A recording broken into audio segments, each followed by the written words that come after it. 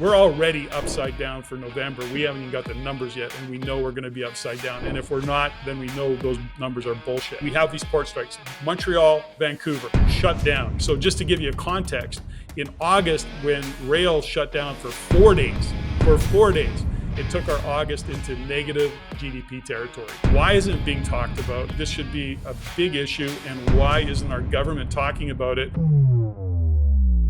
Port strikes. Let's talk about port strikes. What's happening with the port strikes, Patrick? I know it's not being covered on mainstream media, but you're concerned.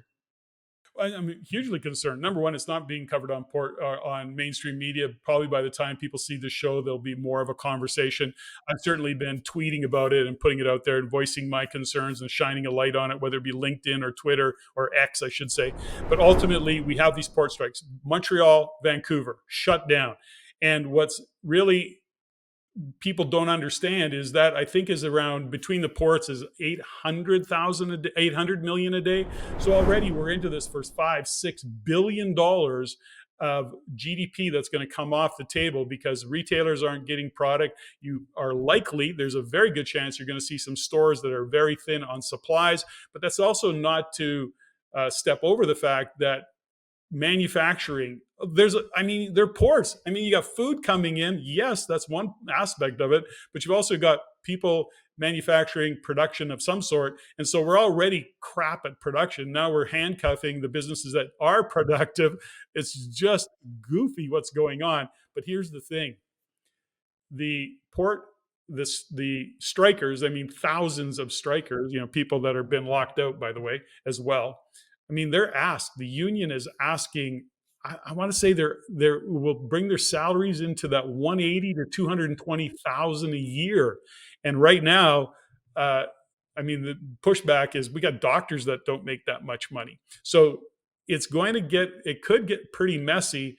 And I think that seeing those shelves empty is going to have a ripple effect. So just to give you a context, in August, when rail shut down for 4 days, it took our August into negative GDP territory. So we're already upside down for November. We haven't even got the numbers yet, and we know we're going to be upside down. And if we're not, then we know those numbers are bullshit. So the point is, this is very, very costly. Why isn't it being talked about? This should be a big issue. And why isn't our government talking about it? They're still busy trash talking Trump and Polyev. The politics is nuts. Do you think we're going to get an early election, Patrick? I hear rumblings that maybe it could happen. We can only hope. I know we can only hope, but I'm hoping, and there's a fundamental here too, JG. As much as I get fired up about politics, don't make no mistake.